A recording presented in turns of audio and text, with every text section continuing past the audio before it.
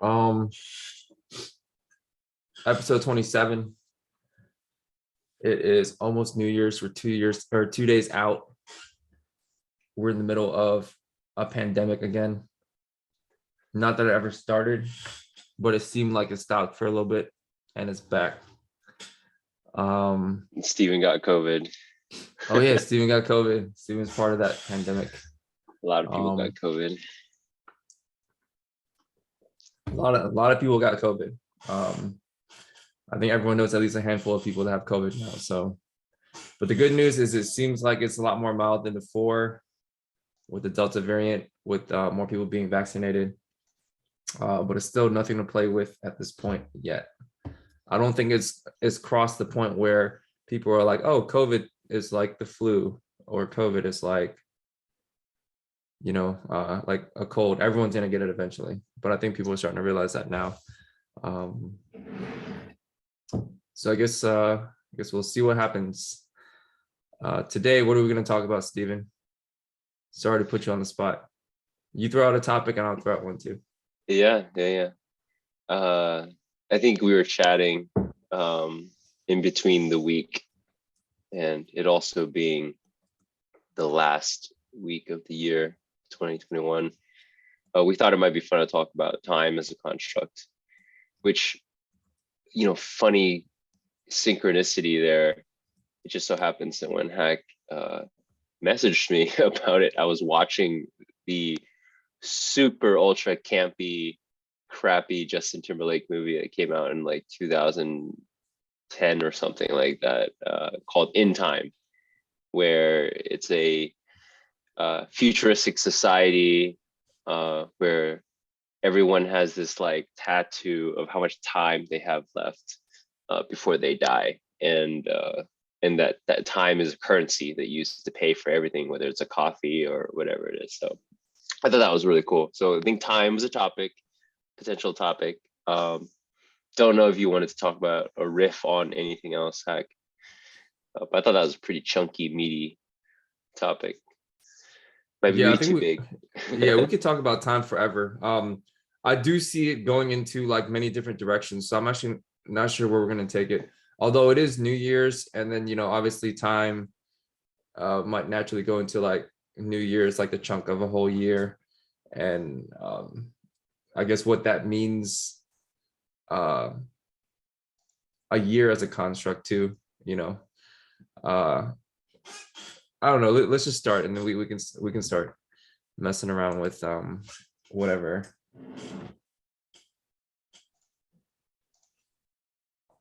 Here's what I always like to start with. It's been, especially during the pandemic, with this huge race between billionaires and a lot of economics and labor discussions. I always find it fun, amusing, useful to orient these constructs within their level of magnitude. Just because I can't remember the threshold number, but humans are just woefully terrible at large scale numbers. Like we just can't fathom it. Our brains just aren't wired that way. And so one of my favorite ways to ground us in the magnitude of time scales is this analogy. Now, basically, it goes that if you were to convert seconds into days, right? This is what it would look like, right? Just give you a sense of what a million, a billion, and trillion are. So like 1 million seconds. Do you know how much that is if you convert it to day, upscale it to days and years? Oh, you want me to do some quick math, or? It's up to you. I don't want to put you on the spot. Bro. I can just answer it too. Okay. So 1 million seconds is 12 days, right? Just under 2 weeks. That's how much 1 million seconds is. If you had $1 million, you'd have about 12 days worth, right, of dollars. 1 billion seconds is 31 years. That's the difference between 1 million and 1 billion. 12 days versus 31 years. And I'll skip the trillion for now, because I think even the skip between 1 million and billion is ridiculous, right? So if I had $1 million right? And I'm not even quite there yet, right? Despite where I'm at. Like if I had $1 million, I would have 12 days. Jeff Bezos, right, would have, what's 200 times 200 times, wait, how about Jeff Bezos net worth? The Should 200 know billion, this. something like that. Something like that, right? Yeah. Yeah, he's 200 billion, right? So 200 times 32, he would have 6,400 years to my 12 days. That would be the difference. Yeah, I it's would have pretty crazy, 12 man. days. He would have 6,400 years. So anyway, it's just a remarkable like wealth disparity that we have in our country or in our world, really, when you think about the difference. I mean, and most people have like $1,000 worth in savings. Not even. Most people don't have any savings, right? Everyone's over leveraged, cash, paycheck to paycheck. It's mind-boggling, honestly. And so this doesn't have to be a conversation about wealth. You know what I mean? I kind of got caught up into wealth, but time is wealth in its own way, right? Maybe we can talk about time as a construct, as an abstraction of life energy almost, right? Time is Dollars. money. Time is money is a very deep metaphor that our society ascribes to on both a conscious and a subconscious level, because you get paid for your time. Mm-hmm. It's like when you go to work, yeah, hey, how many hours did you work? Here's $20 an hour. Here's $100 an hour. So time is a construct is a very, very, I mean, sorry, not time is time is money. Like time is money. It's a very deep metaphor. And I think that that's something that it's very, no, it's very important. Just because like a lot of times, people will think in terms of like I always like going back to the example of like let's say a dude like Warren Buffett has billions of dollars, but he'll give all of it back just to be, maybe even 10 years younger, or 20. For sure he'd give it back to be like, I don't know, he like 90 or something now. He'd give it all away to be 60 again, and to in my mind 60 is already like pretty damn old. You know what I mean? Like Yeah. Warren Buffett will give all of his money back, and he'd probably even owe a bunch of money to be like our age again, or to be in like I don't know anyone that's 90 years old. So basically he'll give all his money to be almost anybody that we know in terms of age again.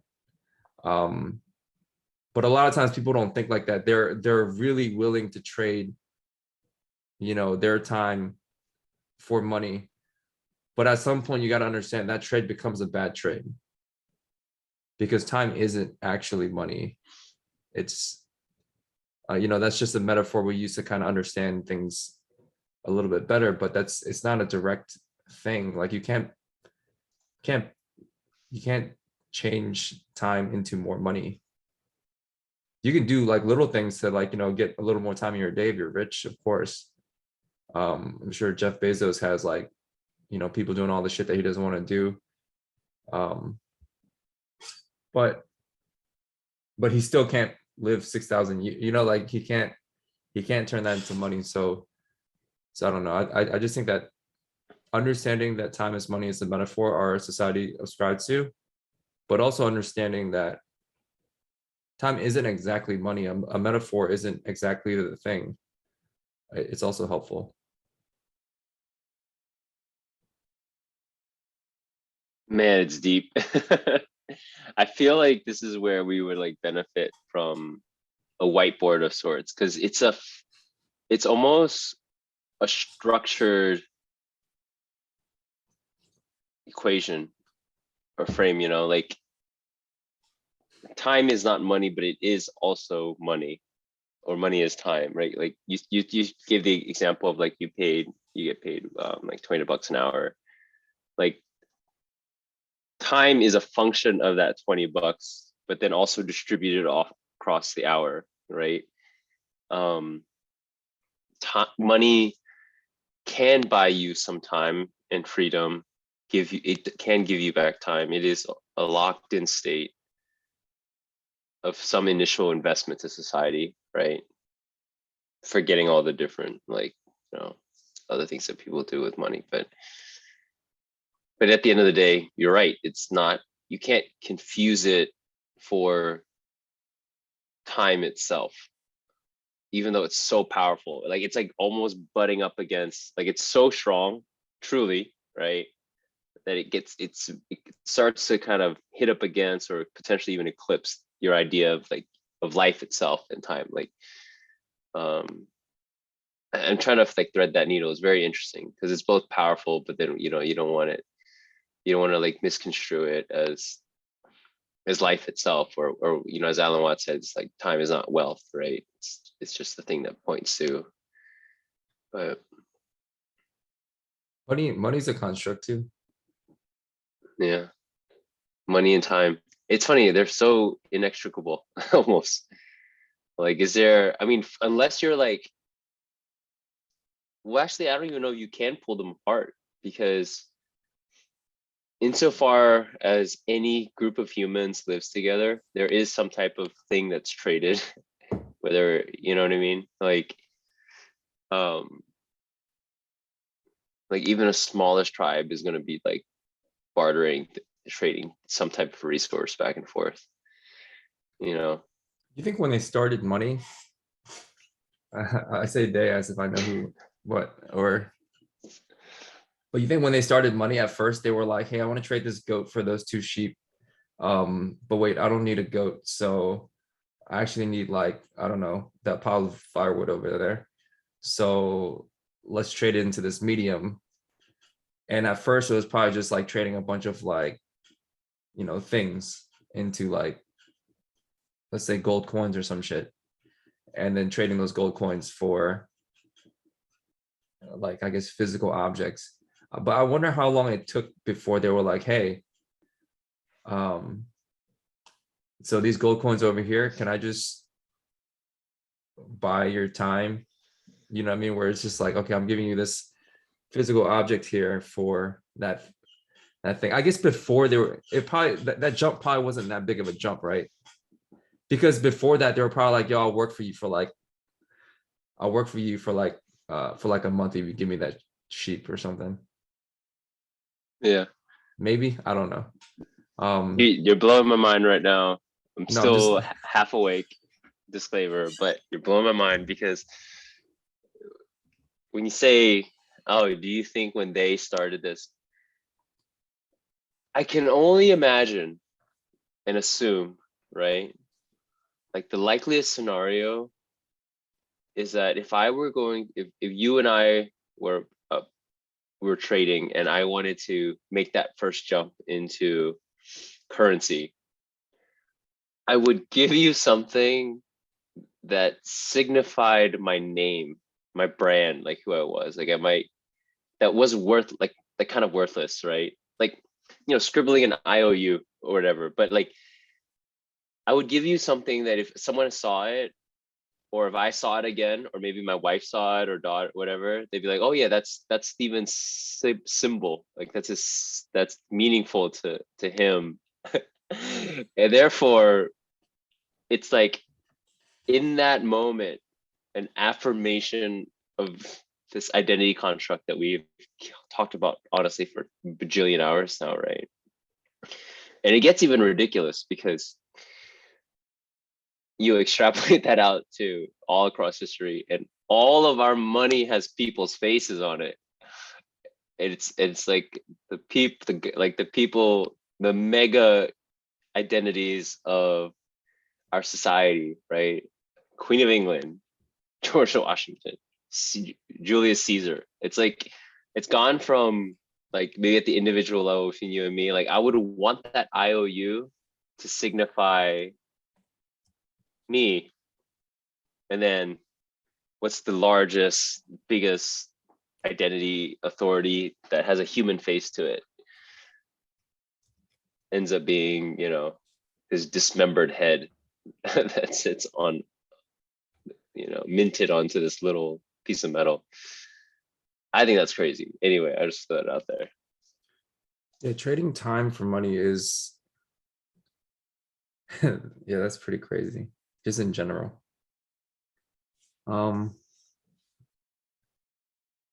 Yeah, that jump probably wasn't too deep for them to go from, hey, I'll trade you this gold coin for that goat. And then wait, I'll trade you this gold coin for a year of your life. Yeah, I mean, because it's basically just an IOU, right? Yeah, Like I mean, it's I owe you my time. yeah. Well, like let's say there's three of us, because that's when it starts, right? I think if if Yeah, you need to like have three people, because two yeah, people, yeah, you would yeah. just say, you'd be like, yeah, I don't want to trade. So, Right, right, you know, it doesn't serve it. It doesn't help as a medium for you to have an agreed upon IOU. right. So like let's say we were trading and I give you something and you're like, man, I really want that. But I don't have our normal trade. It's not divisible. Like I can't divide, like it doesn't make, there's nothing here that I want, or the thing that I want doesn't, you can't cut a cow into like, 100 pieces necessarily, make sure it's still alive or whatever. So you're like, all right, well, here, how about I just like promise you, I'll just hold that concept for you, or like that, and just, you can redeem it whenever you want, or what, and then yeah, and then I go to the third person, say his name is Joe, and I was like, hey, this is Hack's thing. Like I don't have it, but can I give you Hack's thing? Like, look, it's his, if you show this to Hack, he'll like honor it. You know Hack, you trade with him all the time. This is his thing. Like, and then that's the start, right? Like you're not even there, but he and I are like, yeah, this is Hack's thing. Oh yeah, I'll take that. It's because it's Hack's thing that has value. Right. There's nothing. Like at some point it's probably some sort of king or some government. Yeah, Like obviously now it's like a government. It's like, yo, this is like the US dollar, the right. US dollars thing, which is a completely different, obviously thing now. But Yeah, it depends on your word and your honesty and integrity. so before, okay, I don't want this to become a conversation about money in general, just because Yeah. or I want it to be a conversation about, or I prefer it to be a conversation about time and then money and then back to time. Um, but sticking with time, what would it be like to live before there was time? Because even because you got to remember, time is a concept, time is a construct. Time is something that humans came up with. Time is probably the one construct that is the most agreed upon shared measurement, I think.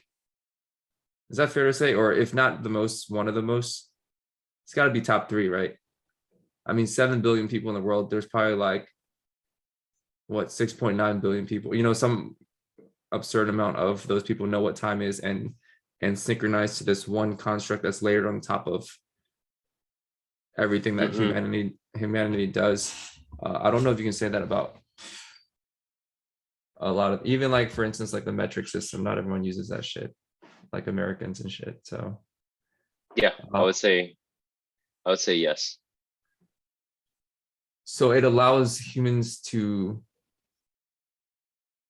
it's almost like this layer that allows humans to synchronize as a society, and it becomes so second nature that you can't imagine a world without time. People are like, well, it doesn't matter if time exists or not, it's still there. I would say no, it's not.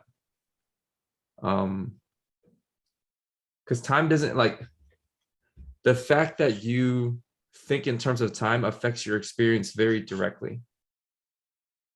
And without time, like, can you even think in, well, you can think, of course, but what would the experience be like if there was no time? Does it change for you? I feel like it would change for me. Can you clarify what you mean by no time?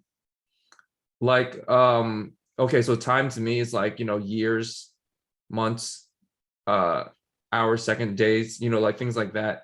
Let's say nobody came up with the concept of, hey, Steven, I want to meet you here at 11 o'clock. Like that wasn't broken down into like a numerical, like Hmm. 24-hour day, 60-minute hour, 365 days year. Like we wouldn't know what age we were. Uh, if nobody ever taught us time, you know what I mean? Like when growing up, like obviously, like when you were like I don't know, 5 years old, they were like, hey, look, that's a clock.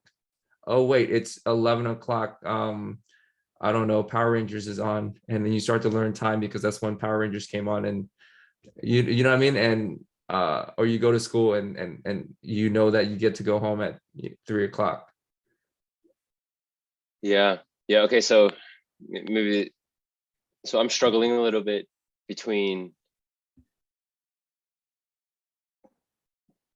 time as a whole versus like the small segmentation of time. Because I actually, as you were talking, and this is just live thinking, by the way, Mhm. I actually don't think that any human has lived without time. So, like, because of the circadian rhythm, 24-hour cycle, seeing where the sun is in the sky, like all these little markers of like what's that relative, you know, time. But I do agree with you that now that, I mean, that's one anchor point, and then now the other one where that we are now, where it's just like ultra fine time, right? Where we have it down to the second, minute, forecasted it 2 weeks in a whatever in advance, right? Quarters, whatever, all that stuff. Sure. So before they were counting like, probably like how many, like how many moons ago was months, but it wasn't like the calendar down to like how many years have you been Yeah. alive for, how many months, how many, I don't know, how many minutes is that thing gonna take, how many, like it would just kind of be Mm-hmm. like a very general, as opposed to very like specified, like, hey, this I'm probably gonna spend 90 minutes on this next workout. I'm probably gonna sleep for 7 hours tonight. I'm probably going to do that task that's going to take me about, 15 minutes.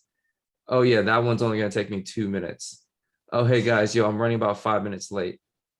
Like that's like very specific compared to, um, before, if you didn't have a clock, you wouldn't be able to be that specific, right? So it would just be like, yo, Steven, I'll just show up at sunrise. Is that cool? Mm-hmm. And then, I mean, damn, I'll probably be late to everything. You're gonna be like, yo, man, the sun's passing the sunrise and Hack's not here yet. Yeah.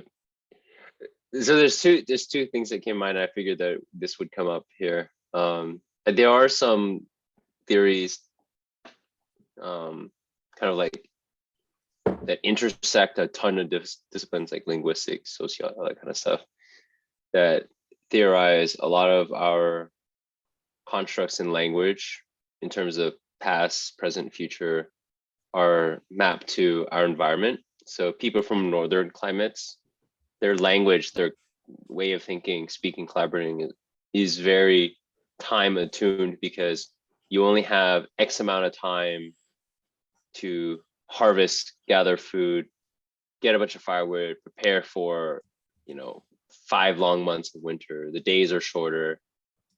Calamity can hit, whether it's blizzard or storms or what have you. And so those folks are much more time centric just by nature. And then people in the southern climates, warmer climates, it's not that much day-to-day change. I mean, if you ever spent an extended amount of time near the equator, it's like every day is like the same day. And not much can come like crush you in the same sense. So I think that's an interesting notion. Like it's driven a lot by these environmental cues. because I mean, if you don't have a watch, how else are you going to tell time, right? Like you said, it's going to be sun or it's going to be something. I will say I did watch this super interesting Netflix documentary a couple of years back called Happy People, and it focuses on, I think, the most barren, most difficult place to live in all of Siberia. It's a small town, and every winter, and the only way you can get supplies to and from this town is this river. And every winter, that river completely freezes over for months at a time. Like it's like the most ridiculous place to survive. And they follow this guy around, this Russian guy, and it's a part of a town. That's the difference. It's not just like some guy who's like trying to, prove a point and live in a remote area, or it's not even a tiny tribe. It's like a town that has to like function there. And in preparation for winter, like their time for leisure is about this much, and then about this much of it is just preparing for winter. And they're all on a timetable. I don't know how it actually works, like how they all function to keep that strict timetable. Obviously that documentary was done like maybe 10, 15 years ago, so time is already there. But I mean, I don't know about that in between period. I would imagine that even if you didn't have the explicit units to describe it, what would happen is that you would still be almost really, really good at just having a sense of something, right? Like if you're teaching your son, or it's taking too long, like, you know what I mean? Like you gotta be faster. Which I think I've lost in this current day and age, right? You tell me like how long is 10 minutes? And like, Steven, hit this button when you think 10 minutes. So I'd be like, well, it's like, dude, you're so off, constantly checking my clock instead of having that internal sense of time, internal clock. So I don't know. So I still think the concept of time like so affects our experience though. And like, I mean, the example would be like, let's say like a dog. A dog probably doesn't really have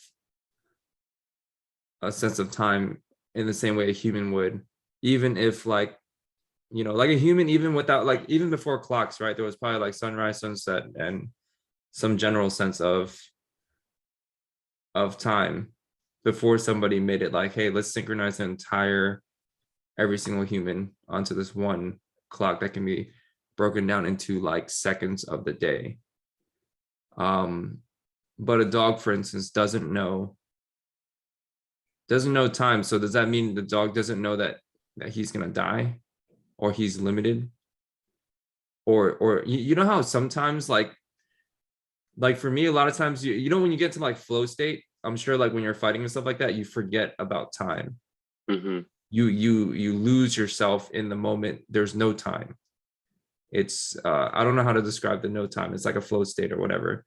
Like when I play basketball, if I'm like really like in the game, then nothing else matters. It's just the ball and the hoop and your teammates and the defenders and stuff. Like everything, and it feels like the game goes by like fast and slow. It's like it's almost like a moment can be a long time, or it could just like whip by like super fast. But it's like you lose time. It's just kind of like this thing that doesn't like.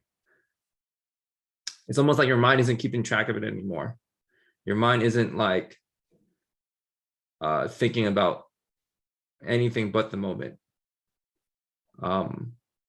Having time being measured, or having moments being measured by time as a construct,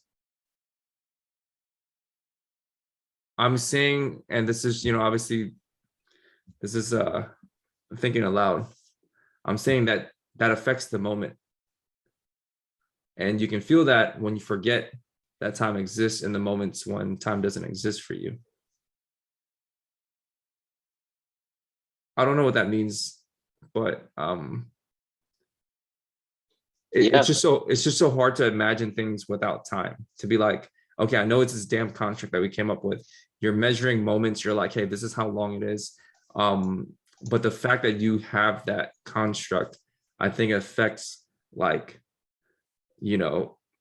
how we experience the moment, the actual experience of life in the present moment That's the only thing that we ever have or will ever experience in the present moment. Yeah. So I think it's tough because it's such a paradox, right?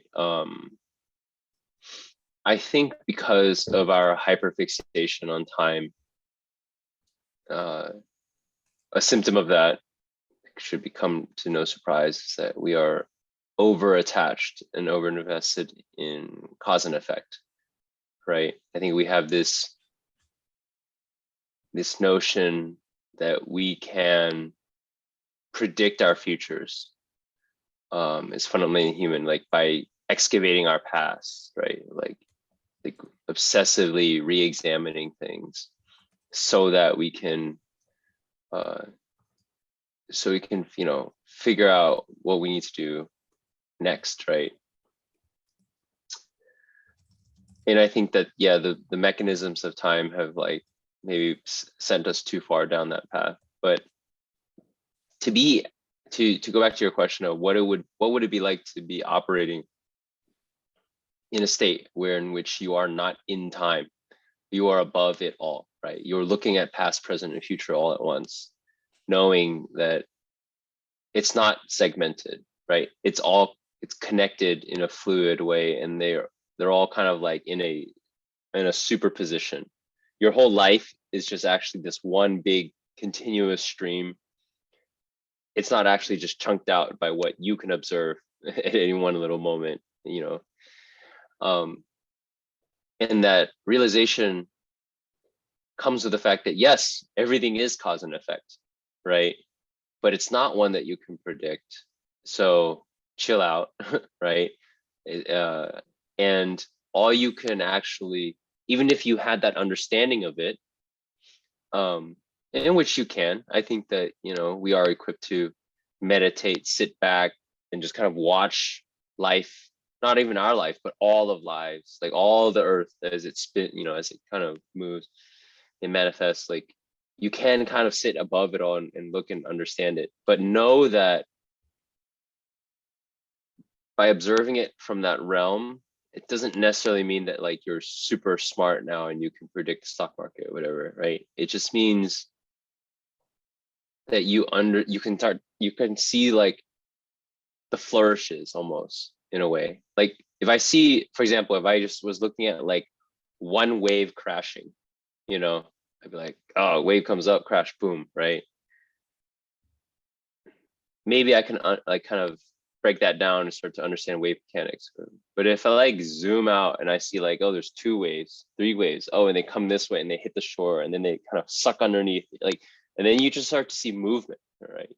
It's not, I think it's not a mechanistic type of thing. It's just like seeing almost the movement of lives, like, almost like waves, right? Waves form, they go, they crash, humans get born, they go up, they like, they disappear, and then you just watch this happen over millennia. All right. I mean, humans have been around for a shit ton of time, relatively, not a shit ton of time, on the macro, but, and I think, so to not be in time, I think you just look, and to be in flow state, you just see patterns, and those patterns, just like a fractal, where if you look close, the fractal has hard edges, right? But then you zoom out on a fractal and you realize those hard edges have made a curve. I would imagine it's just like nested levels of like fractal understanding or fractal view. Yeah. Hopefully that wasn't too far out. But it's interesting that you zoom out, because like when I'm thinking about time not existing, I'm zooming in. I'm like zooming all the way into the moment, into like this moment that is like, okay, I'll explain it using time because it makes it easier, but it's like the moment that exists between the past and the future is like this thing, like right now, this experience, and that's the only thing we ever experience. The idea that there is a future is something that fucks people up. like, because I'm always planning for 10, I'm like, in 10 minutes this is going to happen, but 10 minutes never gets here. The idea of 10 minutes is already like a thought, and a thought is not like an actual thing. It's not tangible. The thought of 10 minutes from now, it's a thought. Even if you wait 10 minutes and then it's like a bunch of like 1 minutes, like, you know, present experiences until it gets to be 10 minutes from now, 10 minutes from now will never come, because in 10 minutes from now, like, you're still sitting here in the present moment. But the idea that, yo, in 10 minutes, this thing will happen, you know, that, fuck, I'm probably making like $0 or cents here. But I don't know if you follow, but the idea of something existing outside of the present moment, like time forces that upon us. So it's an illusion that anything can ever exist outside of the moment. Not saying it's not useful. Like, time is a very useful thing. Societies, you probably can't, you know, coordinate very well without the construct of time. But because we've gotten so used to coordinating with the construct of time, we can't see past that illusion. The thing that's like, you know, oh shit, I'm like a certain age and I haven't done this yet. Or, you know, by this age, I need to do that. Or shit, that's happening 20 minutes from now. You know, that's not enough time. You know, and it's just like, it's helpful in a lot of ways for sure. But I think if you're not aware of it, it can definitely hurt in ways that you're not aware of too. Things that take us out of the present moment, because if you enjoy living life, life is made up by these, like, you know, like imagine like a timeline, and then like from here is, I don't know if I'm doing this correctly, but this is, I assume this is left. So from my perspective, this is birth, this is death, and then your life experience are a bunch of like little, like 1 second snippets from birth to death. The 1 second snippets is the only thing you ever experience. Like, you're only in that moment, but because we drew it out in like a damn timeline, and then we made it so it's like kind of like you see this line approaching, like this like moment of death or whatever, then you're just kind of like, it affects how you experience the thing, and that's the only thing. This timeline doesn't actually exist beyond inside my head. Fuck, man, this is not gonna make it. Sorry, I'm sorry for our number one viewer, Min. She's probably like listening to this shit, and she's like, "What are you talking about, bro?" No, it's okay. She puts it, from what I understand, she puts it on the background, which makes me feel better. That's what she should do. That's what anyone should do for this She type of should. half awake rambling. She But I should think, put it. Go ahead. yeah, Sorry. no. I think, I mean, I think your point is interesting. And I wonder if we're talking about two different things in terms of zoom out versus zoom in. Like, I agree with everything you said, like wholesale, right? In terms of the subjective experience that we have access to, it is actually frame by frame in a movie, right? It's more like stop motion.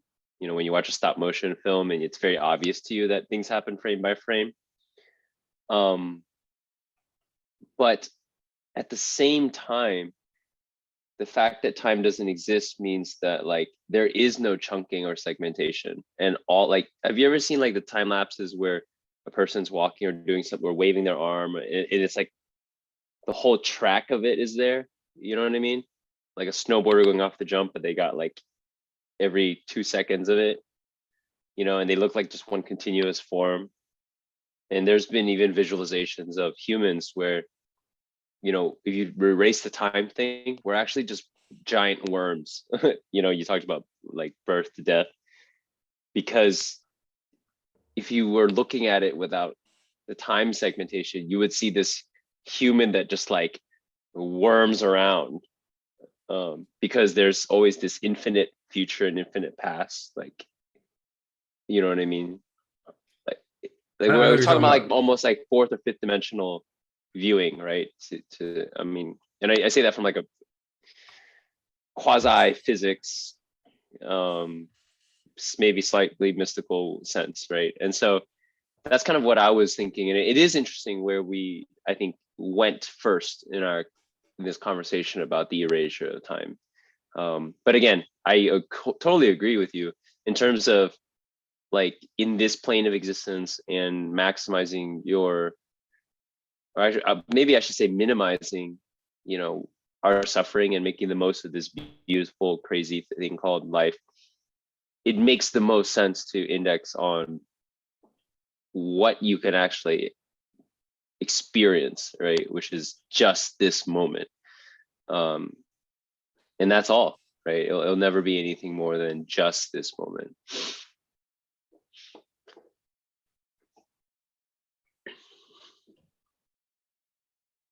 Yeah, time is a really interesting construct.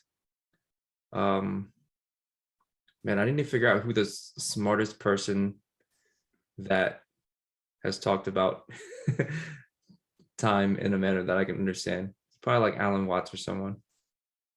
Maybe he's not the smartest, but he's definitely one of the most articulate. Yeah.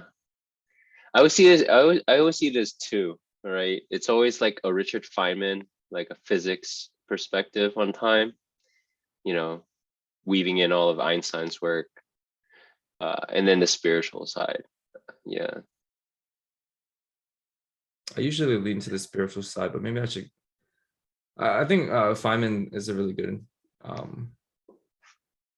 like he's like really good at explaining things simply, which is obviously very preferred. Yeah. All right, so what does that mean? So what? So set your New Year's resolutions. Well, I think the so what probably the strongest so what might go back to when you brought up Warren Buffett, right? And the relative value of time. I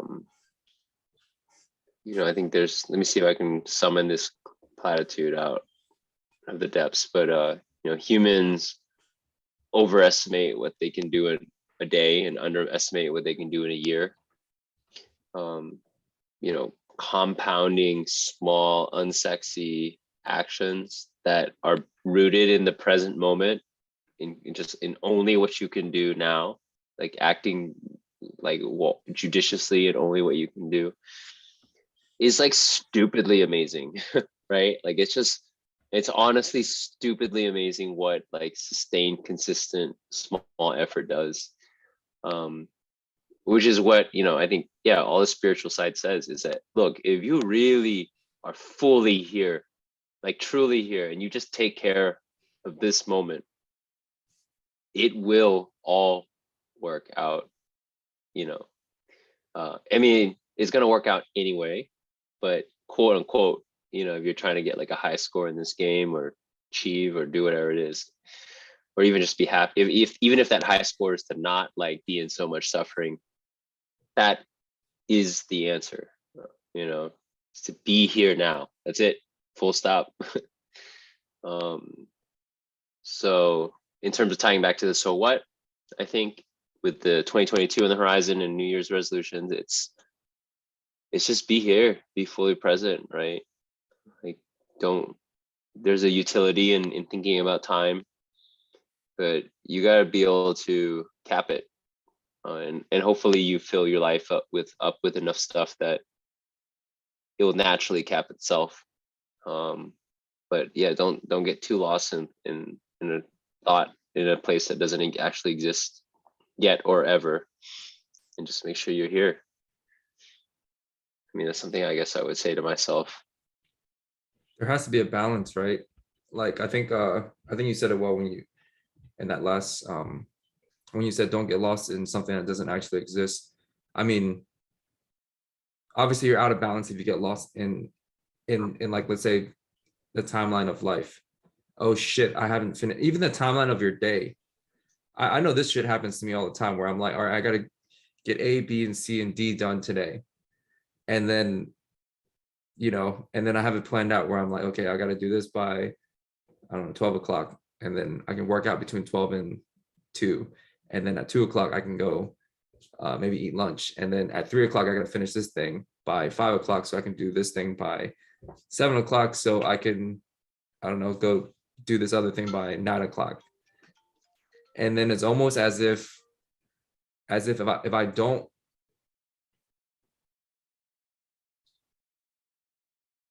if I'm like behind schedule on my day, then there's like this thought in my head where it's kind of like, it's like, fuck, I'm not, like like I failed the day almost. Not like, not to that extreme, but it's kind of like at some point I it's like I didn't do enough that day, or some sort of I don't know how to describe it, but it's kind of like if I don't do this, there's almost like a unwritten rule in my head, or maybe it's written down somewhere. It's not If I enough, don't, right? yeah, if I Yeah. don't do these things, yeah, then I didn't spend my day. Spend, I mean, that's kind of, when you use the word spend for something like time, it becomes obviously, or a lot more apparent about the time is money metaphor that we ascribe to.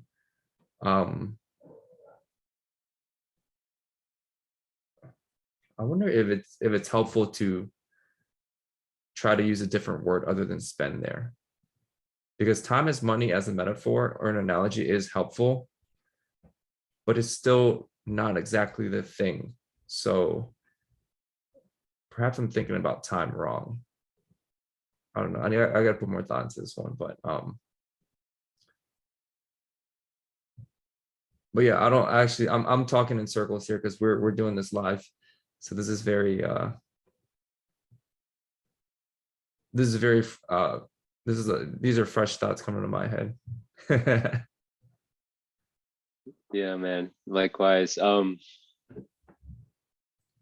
Yeah, that thought and feeling is such a weight, isn't it? That minute it enters your mind, like, oh, I'm not, fill in the blank. Like I'm not hitting this arbitrary, level that I've like put down for myself, or society has put down for myself, right? Like I've downloaded.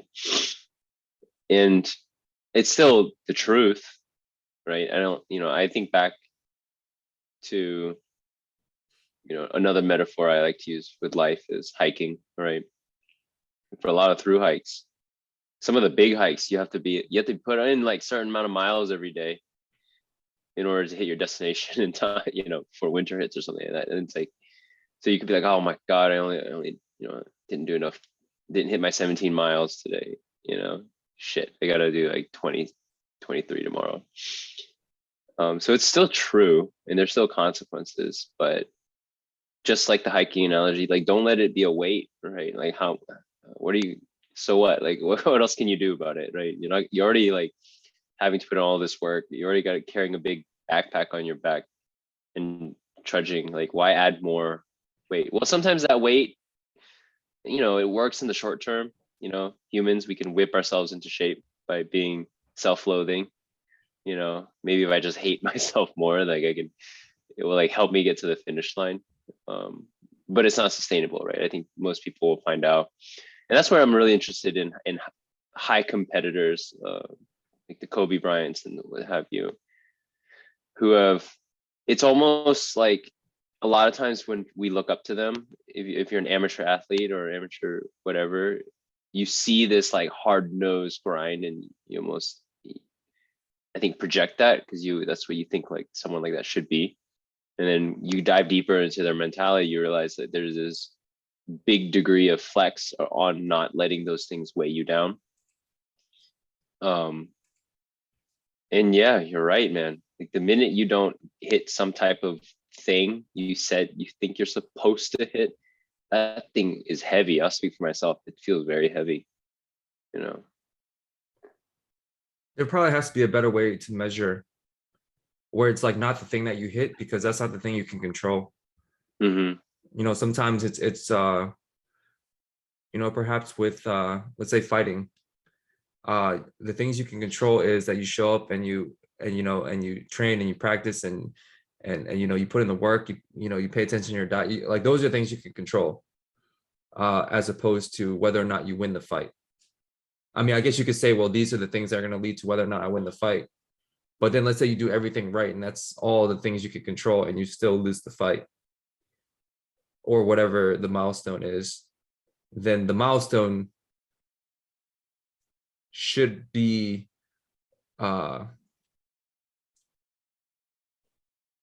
things that you are measuring yourself against should be as close to the in the moment control that you have as possible, as opposed to, and you know, obviously we should be like kind of, it's kind of like you are building towards something, towards a certain milestone, because you're like, okay, well, the reason I'm training is because I have this fight coming up, or whatever the milestone is, and on that date I want to be able to do this. And then as humans we can abstract backwards into what needs to happen, you know, 90 days out, what needs to happen a year out, what needs to happen every single day between a year and 90 days, and then within 90 days, between 90 days and 30 days, and then within 1 month out. And then so it's like it allows you to create a plan and to plan farther out. But the things that are always in your control are within the seconds of the days, you know, the seconds of the hours of the days, as opposed to anything that's like further out, I guess. I Yeah. don't know. Maybe I'm just making excuses to not have to Yeah. to not have to perform well, but you know. No, so this is really interesting. For me, this actually became a very deep, profound understanding for me.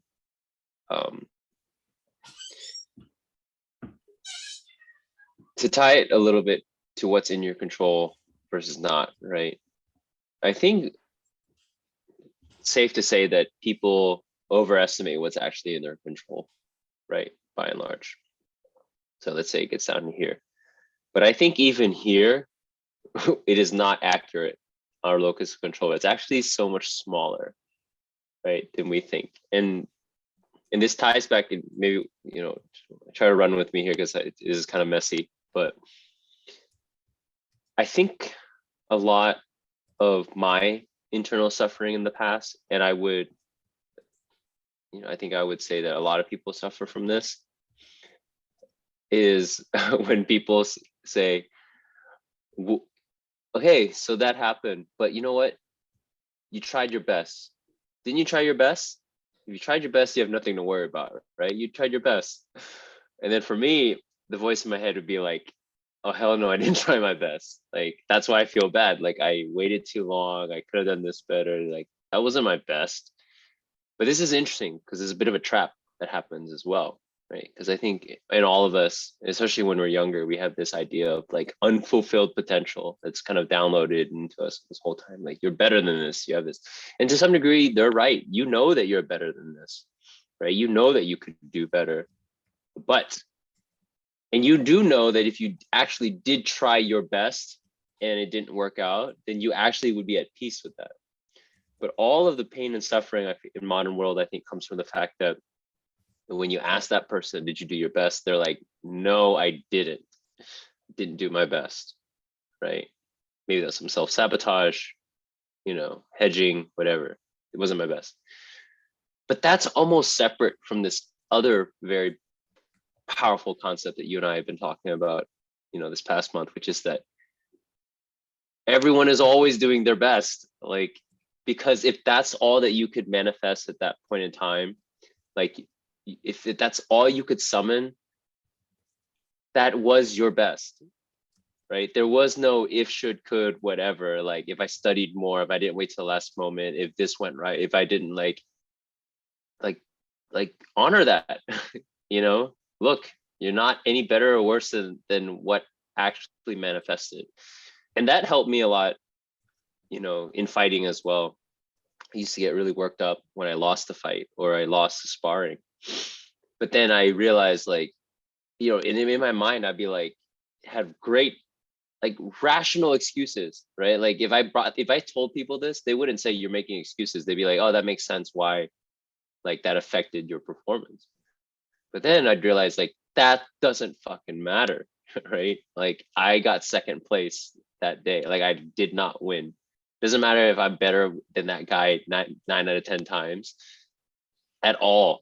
Who cares, right? Like he was better than me at that day, and that's it. Like end of story. You know, we're done. Like it's the best. It's like whatever. So yeah, I really just wanted to, you know, talk a little bit about that concept of what your best is, relative to, yeah, analyzing yourself against time and causing yourself hurt. So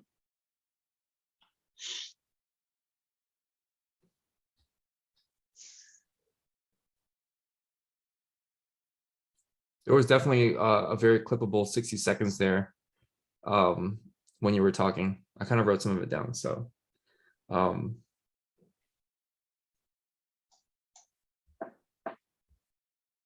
I had this thought, but I almost feel some sort of I'm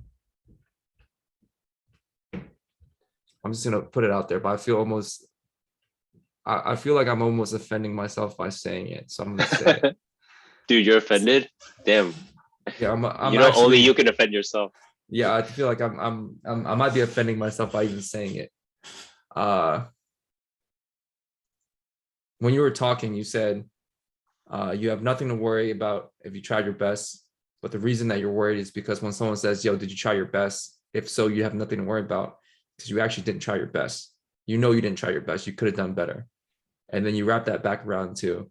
But we're always trying our best. Like if that's what came out, if your best is that you stare at your phone for 2 hours before you even start, you know, your day, and then the rest of your day is affected by that, then your best was that, you know. And, you know, I'm obviously speaking from experience, but I guess one question I have is, why do we have to try our best? And when I was thinking that, I was like, damn, that's like almost like sacrilegious to even think that we should be allowed to not try our best. And I don't know why I feel that way when I said that, but I admit perhaps maybe it's been programmed for so long to be like, hey, you have to reach your potential, you have to try your best, you have to. I mean, I can definitely tell you why it's offensive to me, of course, that I would even think something like that. Like I don't even want to entertain that thought. Like that's not something I want to exist in my head. It's like, wait, I don't have to try my best. Okay. You know what I mean? Like, let me just go, I don't know, like lounge around for the rest of the day and do nothing. Does that thought offend you? Or is that, if I'm just like, no, you don't have to try your best. Like, let's say like Leo or something is like, like trying to like learn something. Like, nah, dude, it's cool, man. You don't have to try your best. Just chill out, man. Like, don't get caught up in this rat race, you know. Just watch Blippi all day, you know. Eat some, you know, eat some potato chips while you're at it. And dude, it's great. Like when people tell you to try your best, tell them to fuck off. And then you know what I mean? Like that's offensive to me. Is that offensive to you? Or am I just, I'm like, if someone told Leo that, I'll be like, yo, fuck off, dude. Like like don't tell him that. And then Liana's like, what do you mean try your best? I'm like, yo, don't. I don't know, man. It's yeah. So when you were saying that, I was thinking, I was like, wait, why do you have to try your best? And I can give the devil's advocate argument, which is more what I ascribe to. I'm sure if I went to Z and I was like, hey Z, you don't have to try your best, Z would probably slap me, dude. You know what I mean? I say a lot of offensive shit to him, but that one might actually, you know, push it to a whole new level. I don't know. What do you think about that, man? Is that offensive to you? Gosh. Hey, you don't have to try your best. If you're coaching someone, I'm like, nah, dude, stop pushing him so hard. He doesn't have to try his best. Oh my God. Oh, at a certain point, I had to come off mute because, well, first I went on mute because I was laughing so much, and then I had to come off mute because I was like, I feel like I need to give Hack like, yeah, the color on this diatribe. Oh my god, it's so good. Don't try your best. Is that offensive? Or like what? Okay, when I'm if I'm literally like, hey, listen, don't try your best, and I'm just going around telling that to everybody, how does that make you feel? Yeah, I mean, to me, yeah, it's like, hey, shut the fuck up, man. Don't say yeah. that. It is a bit offensive. It is a bit offensive. Um, but I think I think things are prescribed to their context, right? And I think that for our society is sick in ways in opposite. So I think that like telling people not to try their best is almost a good vaccine for a good inoculation for what we have. But for other people or other cultures, maybe like, yeah, that's not what you want to tell them. Oh my gosh, I don't know. That's so funny. I actually don't have a ready-made response for that. I do. I guess the only thought I have that I can grab for is I do ascribe to this theory that like the methods or the ideas of the constructs that we try on for size, it's necessary for us to wear them for a time and fully believe in them, but then have to self-destruct them, when we've made the understanding.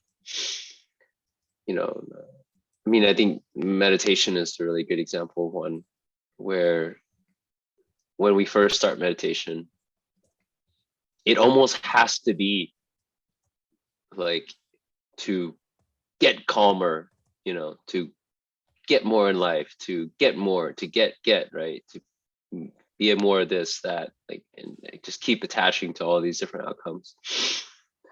And I think that's normally what people do. And then they get, and then to like almost like get so tense and so around this goal or this method or this idea until the rubber band ball just like snaps, right? The whole, like, you're just like, it's almost like adding another rubber band and trying to get the biggest rubber band ball for whatever goal. It's like, oh, this is gonna make it better. And then all of a sudden, like the whole thing, I guess some people have these mega rubber band balls. Like, yo, why are you still like making that rubber band ball? You know what I mean? And then some people, like, it's snapped along the way and it's all gone, and you're like, holy shit, what the, oh, cool. Well, that was crazy. So I think trying your best is one of those things. You have to kind of almost exhaust and live in that for a little bit, and then start to realize like what's left once that all like kind of falls apart. So I wouldn't go around telling everyone not to try their best, but I'm gonna start asking people that question. I'm like, why do you have to try your best? Who why do you says? Like, who like says what? that? Like why? And tell me why you're trying your best right now. Come on, dude. Freaking tryhards. Yeah. I mean, It's a like, great question, man. I think I'm to gonna, yeah. but to be fair, I can explain why I think we should be trying our best. Because I don't believe, like, I've stated that offends me. So obviously I don't think that you shouldn't try your best. Sure. But Yeah, I want to hear this part. This part's good. okay, my personal reason is I think the mechanism of your meat vehicle that you've been given in life, like this thing, like this body, this mind, this thing is such an, like, the human creature is such an interesting like animal, and you've been giving, you're a human, you're this human animal, like this meat vehicle for your spirit or your soul or whatever. And throughout life, you're like always going to be learning how to, if you will, like drive this car, like this vehicle. When you were a kid, it was very obvious you didn't know how to use this thing, and then you're like growing and stuff, and then you start learning like how to talk, and then it's super cool because now you can like use sounds that you create out of your mouth to signify objects in your environment, and then that can be communicated to other, I guess, like meat vehicles, and then they can understand what you're saying. So that, like, and then slowly over time you learn how to walk. Like you used to not be able to coordinate your two like turkey legs to to make motion through, but then obviously over time you learn that as well. You learn how to as you grow up, you learn how to read. You can see like symbols that represent things, and then you don't even need to use sounds, and like you could use sounds, but you don't need to use sounds. You just need the symbols to represent the things in your head, and then your mind allows you to hold these abstract things that don't actually exist, but then you can create like these super complex things in your head, and then out of that complexity you can create, because you're this human animal, you can manifest this super complex thing that didn't exist into the world through your hands, and all that stuff, right? And learning how to use this mechanism is amazing. Like, and I think you can spend your entire life figuring out how this meat vehicle works, and we obviously haven't even scratched the surface of it yet. It would be as if you went and bought like a Lamborghini and you never drove the car over 60 miles an hour. Then you kind of lose like you're missing the point here. Like the point isn't to buy a Lamborghini and leave it in the garage, or to only drive it 60 miles an hour. Yeah, sometimes you probably don't need to be going 190 miles all the time, but if you buy the Lambo, don't you want to take it out to the track sometime and see how fast that thing can go? And so your best is learning how to drive that car 190 miles an hour, because that's why the car was made. Whatever your best is, you're missing the point if you bought a Lambo for it to sit in your garage or for it to only go 60 miles an hour. And I think this is a strong statement, I think you're possibly missing the point of life if you're just walking around, not trying your best like all the damn time. You have to try your best for something, I think, like, and not everybody's 190 miles an hour around the track. It's going to look the same. Mine's going to look different than yours. Z's going to look different than mine. Leo's, it's going to look different than whatever. But whatever your Lamborghini 190 miles an hour around the track is, you need to find that, because that's your thing. So yeah. But I'm still gonna go around and ask people, why do you have to try your best? I'm just curious what people's answers are. They'll probably just punch me in the face. It's not a bad question though. I mean, it would incur the same thought of like someone who became a dentist because their parents told them to, and you're like, hey, why did you become a dentist? Sometimes people don't even get asked that, right? Like there are people who go deep in their careers and lives, maybe like not confronting it, and someone just says like, so why did you do that? And people are like, shit, I don't even know. Like, I just thought I was supposed to, or and I think the trying your best thing is like, it's really great because it's the fundamental job. Like there's no other, every job is overlaid on doing your best. What if you ask someone that question and then they have like an existential crisis? It's just like live in front of you. They're just like, why am I doing all this shit? Fuck, and just rip off other clothes. Yeah, why? It's funny because like I obviously agree with you, but I think that I almost feel like your answer, I'm not sure if it like stands up, if it beats the question of why do you, I think the why do you try your best question is still winning. Does that make sense? I mean, I think everyone has a different answer to that question, of course. Someone's gonna be like, what are you talking about? Meat vehicle? I'm not a Lambo. Yeah. Is that what you mean? Or like, no. I mean, like, I think there's a hack that says, why do you try your best? And the hack that just said, why, I think the hack that is like, say, why do you try? He's still like ahead in the debate. Like, wait, okay, so what? Yeah, you get a Lambo. Why do you have to? So what if I want to drive it like it's 60 miles per hour? I just want to look like what if I just want to like chill? I mean, you probably don't have to drive that Lambo 60 miles an hour. I mean, I don't know that you have to try your best. I think it's just something that we've ascribed to, and I still ascribe to it just because I don't know. It Sure. seems a whole lot more fun to drive that Lambo fast than it does to like not drive it fast, you know. Yeah. Uh, but yeah, you're right. You know, like I definitely won't ever be some type of like David Goggins type dude where he's like, you have to run 100 miles because if you don't, you're a pussy. But like, but you know what I mean? It's just kind of like, I don't know, man. It's feels good to try your best too sometimes. Yeah. From the moment to moment, like especially if it's something you want to do, it feels good. It feels really nice.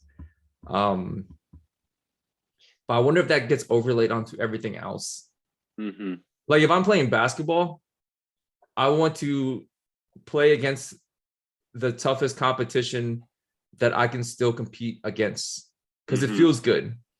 You know, like obviously I don't want to play like, you know, somebody that could just like curb stomp me.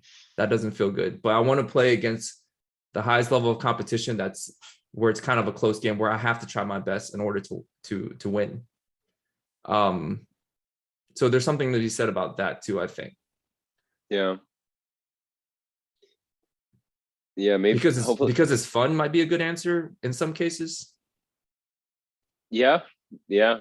It's because it's fun and because it feels good, you know. It's funny because we're circling around a lot of different philosophical stuff. Um, I think one, I think we came from a little bit more of the like Buddhist, Eastern spirituality perspective. But in this current conversation, we are actually, I think, talking about one, obviously nihilism, like nothing matters, so why the fuck try?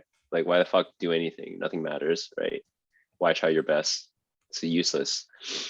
But then two, like another layer on that would be like hedonism or Epicureanism, which is like because it's fun, because it's pleasurable, you know, because why not? Like why not? It's fun. Um, but I think where I want what I wanted to overlay and add to it now, which is really interesting, is we get to we get to define the frame that makes it fun for us. Like whatever that is that we want. Hopefully this makes sense. Like we get to ascribe our own meaning to things and set our own system up such that if I like every time I sink a 3 in a game, that gives me X amount of fulfillment. That's not the same fulfillment that everyone else gets for sure, but it's also not even the same fulfillment that I might have gotten a week ago because I might have, like, let's say, watched the game where I saw this one player execute this one technique and I really wanted to master that and I absorbed myself and I practiced it. So like, let's say you get like Hack gets this amount of meaning or fulfillment from this one action, but you can actually make it so that the return on that is even more fulfilling by the meaning you are like arbitrarily put on that, right? Anyone watching it just like, oh, look at this guy, he just like put that ball in the net.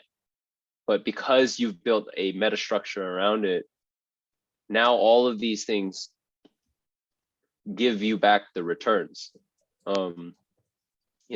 One example for me was I used to like one thing they don't tell you about doing a lot of sports and athletic stuff is the amount of freaking laundry you have to do when you're exercising, Monday, morning and night, 2 hours, 2.5 hours at a time, 6 days a week. Like, and it's drenched, sweaty. You have to have a whole system for like drying it out because you can't just like, and then I remember just hating it. Like, but then I don't know, this like switch happened somewhere early on where like I imagined like my opponent having to do laundry, like all of us having to do laundry. And then like I imagined like, and I looked at my hand wraps like differently. I was like, oh man, this is like my ceremonial like fabric, it's not just whatever.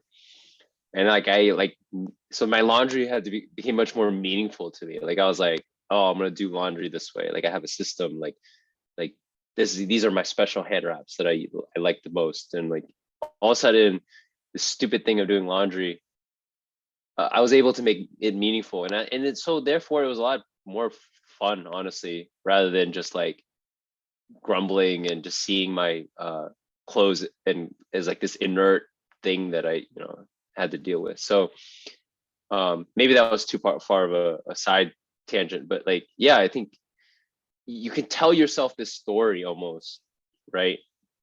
That makes everything you do, like everything you do, a part of that whole story.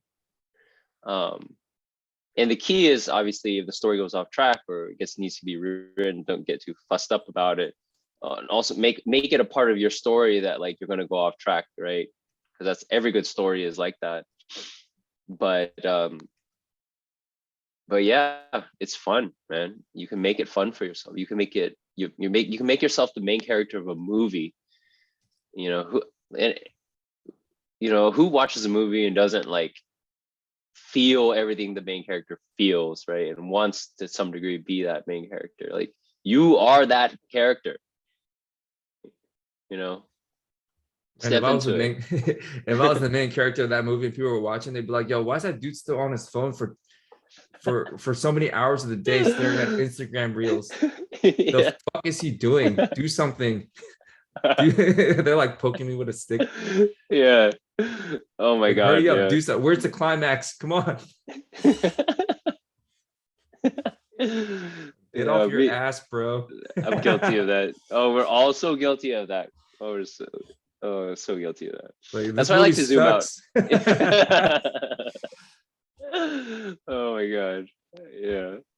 Yeah, it'd be funny. It would not be some Spider-Man shit. It'd be like, yo, give me my money back. Yeah. Have you seen Spider-Man, by the way? I haven't, but everyone keeps talking about it. So yeah. Give me my money back.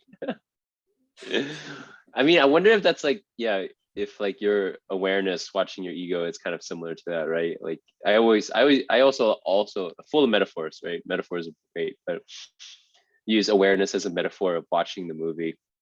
You're just watching the movie and like to some degree what you just said is actually true. Like you are watching your own movie. That what you just said there was your awareness speaking out, actually, right? Like through your ego. Like, man, I keep watching this dude. Like he's yeah, my soul or my spirit's like watching me. It's like, yo, come on, bro. Do something. Do something. Is it dead? Is it dead? Why is it? Yeah, this is crazy, man. Oh my God. Do something. You know what'd be crazy? If we had this like accountability app where as soon as you're like on your phone for too long, the self camera turns on and like, links you up with all your friends. Like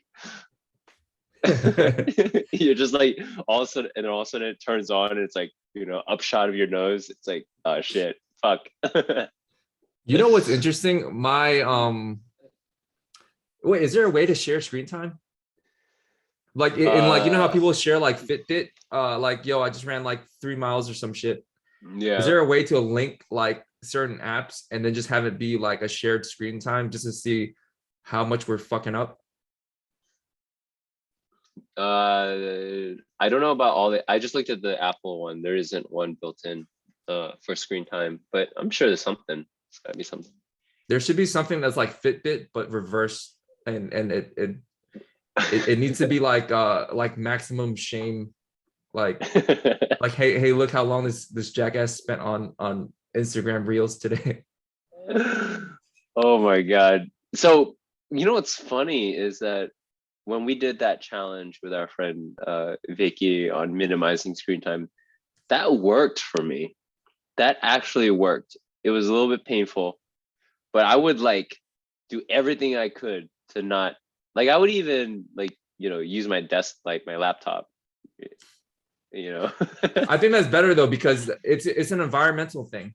It is better, 100%. You know what I mean? At the very least, like your phone's always in your pocket. It's always in your environment. So if you're gonna let yourself like kind of lose yourself, then you can lose yourself at literally anywhere.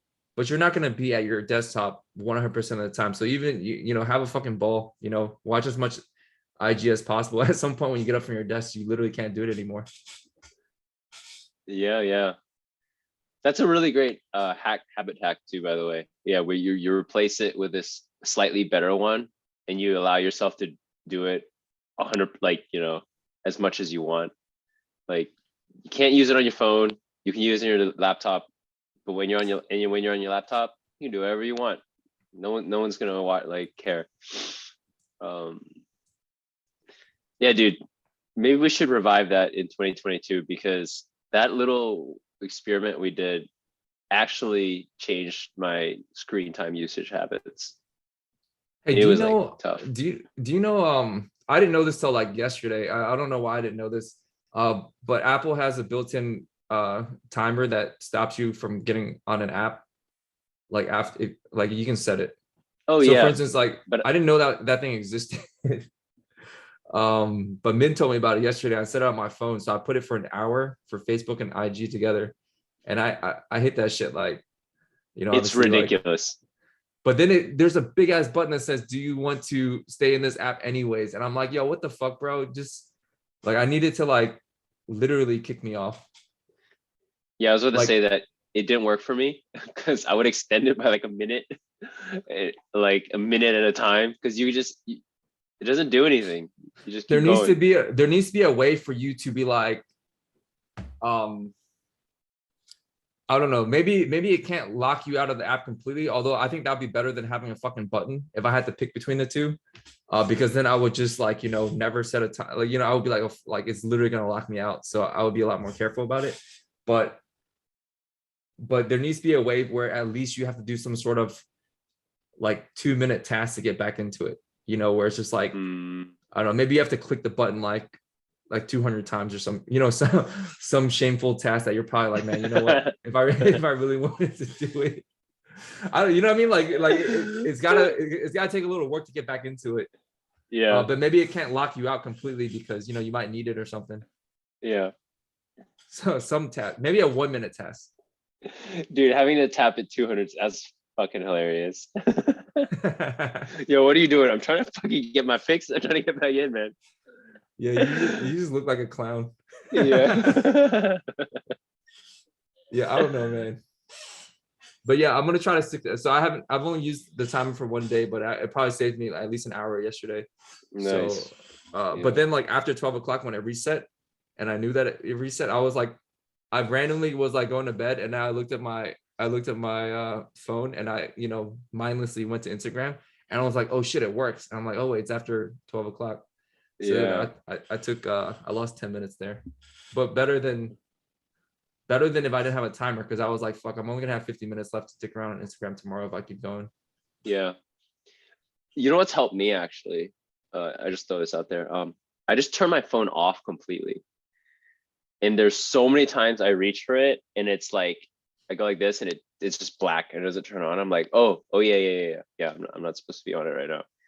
And that helps. Like maybe something we're trying out. Like, because I know I can always turn it back on, but there's like a boot sequence. But it gives me that little moment where I'm like, should I be doing this? Like I did this for a reason.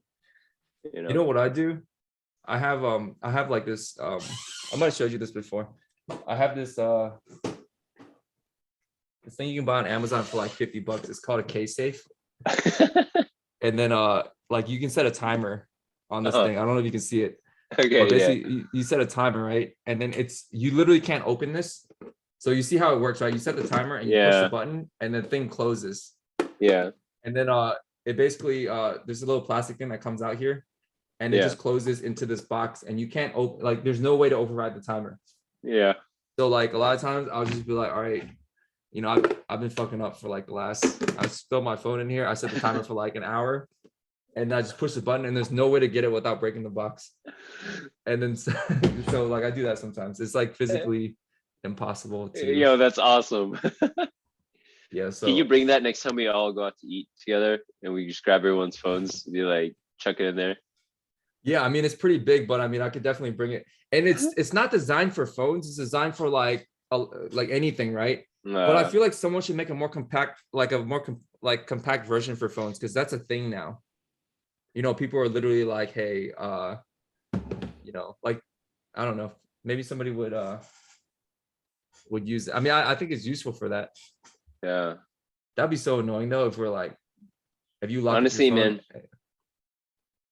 honestly, if it doesn't exist, you should do it. Like basically in the current Amazon landscape, if there's one of something, right, you can make like 5 more of them just to saturate and make that little segment competitive. And if there's like, if there's only just this one, yeah, it sounds like a good idea. Sounds like a good idea. I wonder if people would use that. That'd be really annoying if someone's like, all right guys, I got the little case safe now. Everyone put your phones in the bag, but then you put your phone in the bag and then like, you know, and then like you actually need your phone for something like. So two market segments. I think even as a gag gift or a gag thing or a small amusing thing that people use for a little bit, I think you could, you know, manage your inventory against that. But I think parents or teachers, like I know if I was a parent, by the way, and I had to make a teaching moment or a learning moment for my kids, I might use something like that. It's like, all right, kids, give me all your phones. Like it's more than just like taking the phones away, whatever. It's like a visual teaching moment. It's like so obvious, you know. There's a timer too, so we can teach them more about the construct of time in terms of delayed gratification. Teach them more about the concept of time. Look, beep, beep, beep. Look at this. These buttons, they add like this. Yeah, they add this. Hey, Dad. How's it going? Hello.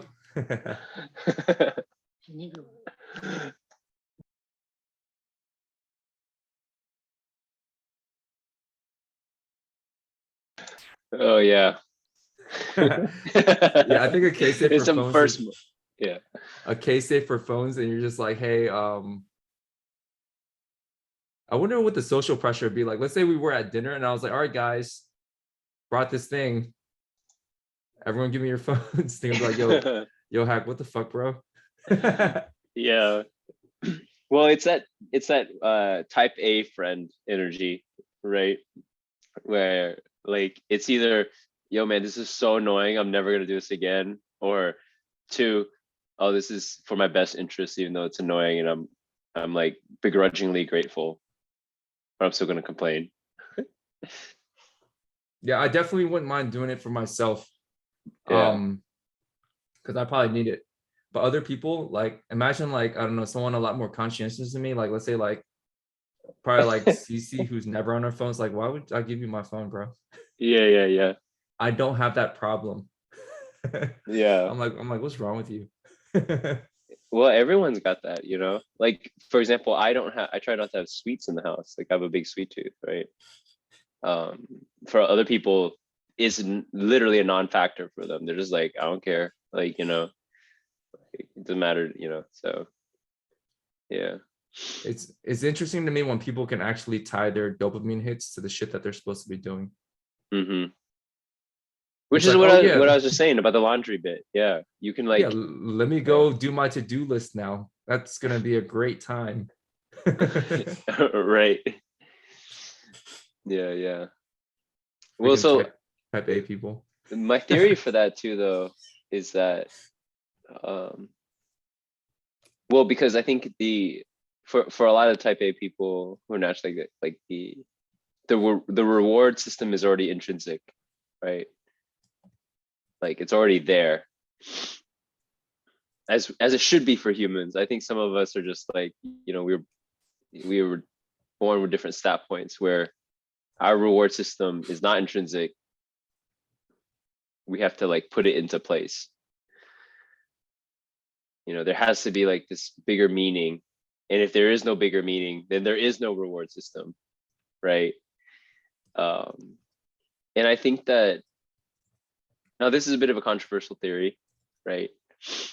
I think it is a byproduct of privilege, right, in the world that we live in.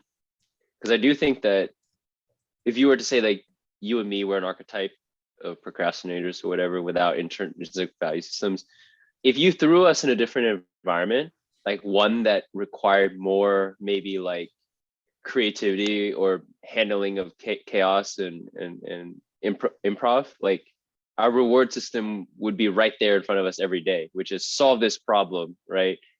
Like, you know, but in this current environment where everything's digital and everything's nice, everything, like the reward systems are not very obvious, where like I can do something and I'll feel good about it.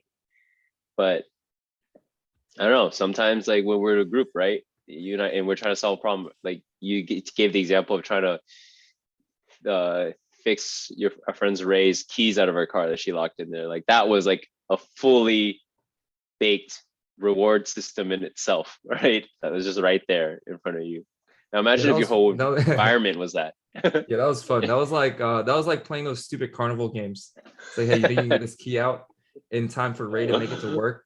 Yeah. You know, driving from Roslyn to Centerville through rush hour, you better hurry up. Like, oh shit. Yeah, that was fun. A live game. We didn't talk about New Year's resolutions, but I'm not really a New Year's resolutions type of person. Yeah, why try? Why make resolutions? Yeah, I don't know. I would be down to do weekly resolutions because I think those are much more manageable and you can fuck up without feeling any type of like it's like, you know what I'm trying to say? It's like you get 52 New Years, like these mini New Years every and you get to course correct too, more so. New Year's resolution just feels like the time horizon so far that it's, you forget about it almost unless you are like really on top of it. This is an opportunity to tie this to the podcast, actually, because we're on a weekly schedule for this as well. And we've talked in the past about challenges and accountability stuff and reporting out, right? Like our experience with it over the past week. Like even when we did the no screen time one, I have like a ton of things I can say about that like time period. And so I think it's a new year. We have the potential to embark on 52 weeks of something. Not all the same thing, but like, and we just literally do it week by week. But imagine this time again next year, we look back at 52 different things. That might be interesting. We only got 2 days to think about it. Actually, we got more than that. We got a week. We should do a weekly resolution. Yeah, that'd be a nice. It'd be a nice. Even if it's like not like super serious, it'd be nice to aim at something. You know what's nice too? Yeah. It could also help add structure to this pod, because there might be like 25% of the pod where we're always just talking about what happened over the week, or it's like a recurring segment. I have a question. Yeah. If you're okay, let's say if your life depended on it, could you go? Well, actually, of course you could. Not if your life depended on it, but okay, what's the minimum amount that you need to use your phone in a week? So let's say you're given a phone, it has no apps in it, but every app that you buy costs like some amount of money that you have to think about buying it. Like, I don't know, let's say it's like $50 an app or some shit. So obviously you wouldn't just like download like whatever random shit, you probably start with like, I assume Slack because you work, that one's for sure worth $50. Maybe a GPS. What's the least number of apps and the least amount of screen time? Let's assume every minute you spend on your phone costs like, remember back in the day when it used to be like long distance used to be like $1 a minute or some shit. And I'm probably showing my age here by saying that, but so you'd be like much quicker. Like if you made like a 1-800 collect call to somebody, you're not just gonna be like, yeah, like just like talking to them about random shit. What do you think the least number of apps? Okay, let's say, I don't know, $50 an app, and every minute you spend on your phone costs $1. How many minutes do you think you would spend on your phone, and how many apps would it have, and what would those apps be?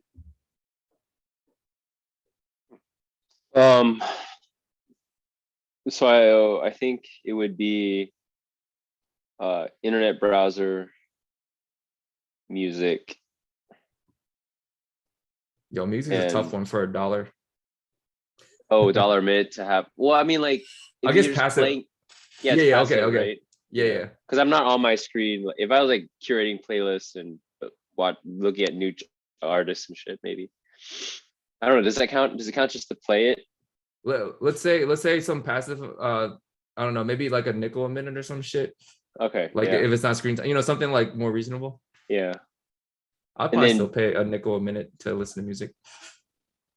GPS for sure. Because I mean, I don't have to have the screen on all the time, but I would like look at it, flash it, at least know where I need to go, what to do, right?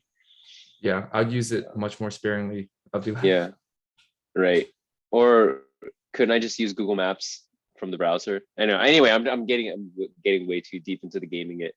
But I think weekly usage, I would probably say, I think I got to around 2 hours when I was being really restrictive a day.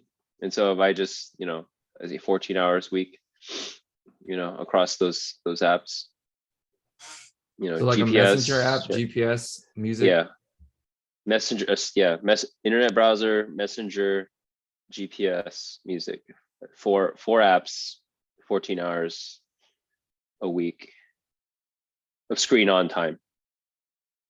Yeah, Something like that's probably close to what I would do too. that. Yeah. It's crazy how much more time I spend in that than like the Dude. absolute necessary. I know first week of this new year, I'm doing, I don't know if you want to join me on that. I'm doing that straight up. The phone is the worst thing in the world right now in my life, for sure. Yeah, maybe I should For just get rid sure. of my phone. I bet you if I lock my phone as case safe right now for the entire day, it would be inconvenient, but I'd probably be okay, I think. I would just have to kind of be around the computer to like, check every couple hours to make sure Slack messages and shit like that get answered. But I wonder if you brought a mobile hotspot and you just brought your laptop everywhere, I mean, you'd be good, right? yeah, probably. Or just get like an iPad or some shit. My iPad is my phone. iPad's a little bit too close to the phone, I think. I think if Like you could lay down using it, that's the game changer. Yo, you should see fucking Liana, man. She's literally like, she's like laying on her back, like holding her fucking iPad. And sometimes she's just like eating like grapes and laying on the ground like this, just like eating grapes and watching her like little iPad. It's crazy how nice it is to be a kid nowadays, especially with an iPad. Ridiculous, man. Just locked in right here.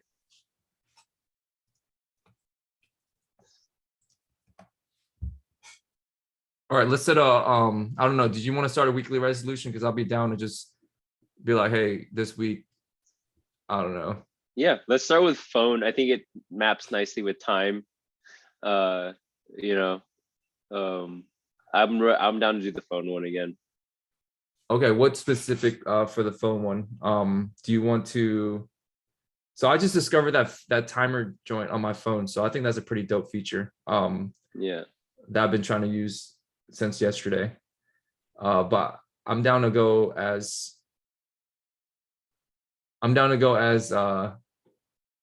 far as you want to go with this, since I probably need it. So I know the last time we did this, it wasn't a competition or anything like that. It was just it's a tell-all, like you have to show what you got. Mm-hmm. But I internally was like, oh, I want to get the lowest one on it. I want to beat them. I would like it was like a game to me. So it doesn't have to be like that. It doesn't have to have a cost or anything. But I know that for this week, I'll just try to like get a lower score than you. Okay. All right. All right. I'm down with that. Wait. What's considered so like if like does Spotify count into your score? I can't remember how the screen. If we have to do some manual math, it's okay. Sometimes I watch YouTube, or like I don't really watch YouTube on my phone. Mostly on my computer, but sometimes I play like YouTube, like Alan Watch shit, and I just leave it on. But then it counts it as YouTube time. So I mean, I think we should just try to track that honestly. Like passive playing like of podcasts and shit like that probably shouldn't count for much. But like actively staring at your phone, Yeah. like getting blasted in the face with like blue light, that should count for sure. Yeah. So you know what's funny? I agree with that. Last time I did this, I actually had a little notepad that if I was doing something that just so that I can mark it. It actually made me much more conscious about my phone usage. So maybe we could do that. So Were you the screen time is just gonna do like raw collection, and if we want to qualify certain time, it's just to do, arrive at a more exact number. You can use your notes for that, and it's up to you what you want to take down and not take down. Like I I would wa- say like listen to a YouTube video that was an hour or 45 minutes, whatever. Like I just write that on my notepad real quick. okay. Oh yeah, we could totally do that. Yeah. All right, I'm gonna get a lower score than you. All right. I Good was luck, just man. I was just gonna throw away my phone. I could probably, well, let me think. I mean, honestly, if I just push everything to the desktop, then that would probably help a lot. But Yeah. I mean, so here's uh, the thing. Like, I'm still, I'm not gonna absolutely try to win here. Like, I'm gonna absolutely try to win and then because then forget about it. I would just be literally using my laptop. Yeah, I would throw my phone away and I would only use my laptop and carry it everywhere I went. This thing lets me do days, bro. I think it goes up to 10 days. I can literally win this right now, but I'll just never have my phone. All this so that we can try our best. Yeah. All right. I All think right, we could weekly try wrap resolution, now. just yeah, Yeah. weekly resolution. Try to get that screen time down as Yeah. best we can.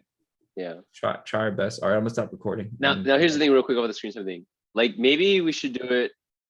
Like, I want to do it baseline myself and do it in a way where, like, in week 2, I can sustain the same number. You know what I mean? Like, that's kind of like the calculation I'm doing in my head. Like, I'm gonna go for the lowest number, but if I know that this is just like literally just to hit a 1 week goal, but not something I could do in week 2 or week 3, then something to keep in mind. Like, that's at least going to be my personal assessment.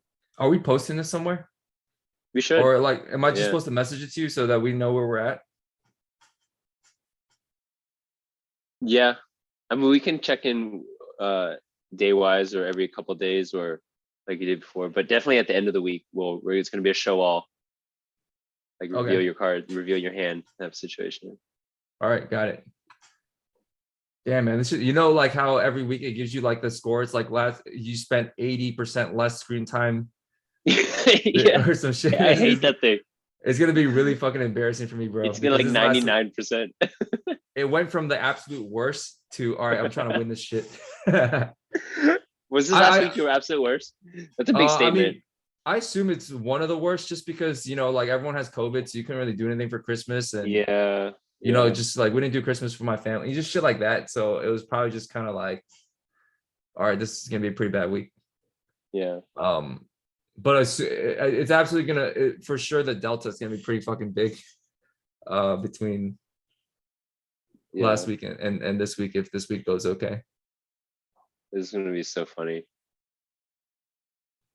All right, I'm gonna wrap it, and maybe we can pop back in for a couple minutes. Sounds good. All right, I'll be back. Is there a way to stop this without leaving? Stop recording.